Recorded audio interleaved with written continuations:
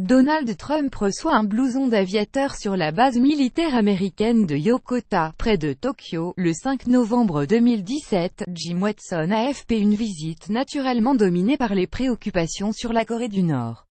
Au premier jour de sa tournée asiatique, Donald Trump a pris soin, dès arrivée, de rassurer le Japon sur l'engagement de Washington envers la sécurité de ce pays survolé à 2 reprises par des missiles nord-coréens et que Pyongyang a menacé de « couler ». Symbole haute tension, Donald Trump signe des autographes dès arrivée à la base américaine de Yokota au Japon. Japan Airbase FUS apic.twitter.com EQ4CM2T3OI Trump France Info pouce levé @Trump Français Info November 5, 2017. Avant même d'atterrir sur l'archipel nippon, le président américain avait déclaré à bord d'Air Force One, au sujet des Nord-Coréens: « Je pense que c'est des gens très bien, ils sont travailleurs, beaucoup plus chaleureux que ce que tout le monde pense. J'espère que tout va s'arranger pour tout le monde », a-t-il déclaré devant les journalistes qui l'accompagnaient. Le Japon est une nation guerrière, devant les soldats américains de la base militaire américaine de Yokota, à l'ouest de Tokyo. Le ton s'est fait plus martial. Personne, aucun dictateur, aucun régime et aucune nation ne devrait jamais sous ce timer la détermination de l'Amérique, a-t-il lancé, blouson d'aviateur sur les épaules.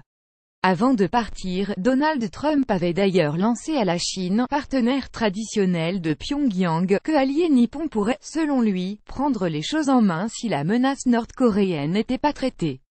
Le Japon est une nation guerrière dotée cependant d'une constitution pacifiste stipulant qu'il renonce à jamais à la guerre, et je dis à la Chine: vous allez vous heurter à un gros problème avec le Japon très bientôt si vous laissez cela continuer avec la Corée du Nord, a-t-il affirmé jeudi sur Fox News. A beautiful misunderstanding of President Trump. Since the end of the last war, Japan has lost its pride à nation. History at a glance @glance chez History November 5, 2017. Vendredi, des bombardiers supersoniques américains, accompagnés de chasseurs japonais et sud-coréens, ont mené un exercice conjoint dans l'espace aérien sud-coréen, tandis que les services de renseignement de Séoul ont averti, selon les médias locaux, de la préparation possible d'un nouveau tir de missile par la Corée du Nord.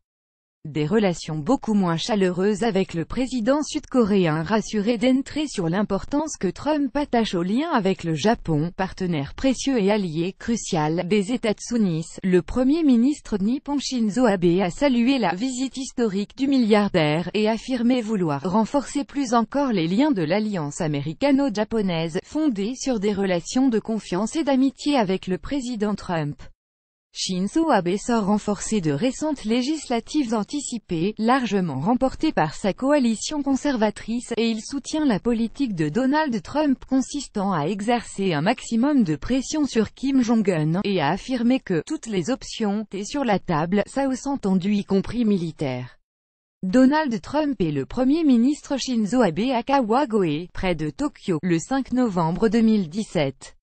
Andrew Arnikapsipa, le chef d'État américain, a des relations beaucoup moins chaleureuses avec le président sud-coréen Moon Jae-in. Alors qu'il a été en contact régulier avec Shinzo Abe tout au long des épisodes d'essais de missiles par la Corée du Nord, il n'avait pas parlé à homologue sud-coréen pendant plus de 24 heures après un second test de missile balistique intercontinental de Pyongyang en juillet. Les analystes mettent cette distance sur le compte de l'approche de Moon Jae-in qui prône une forme de dialogue avec le voisin du Nord, plus grand que, à lire aussi la femme du Premier ministre japonais a-t-elle vraiment snobé Trump?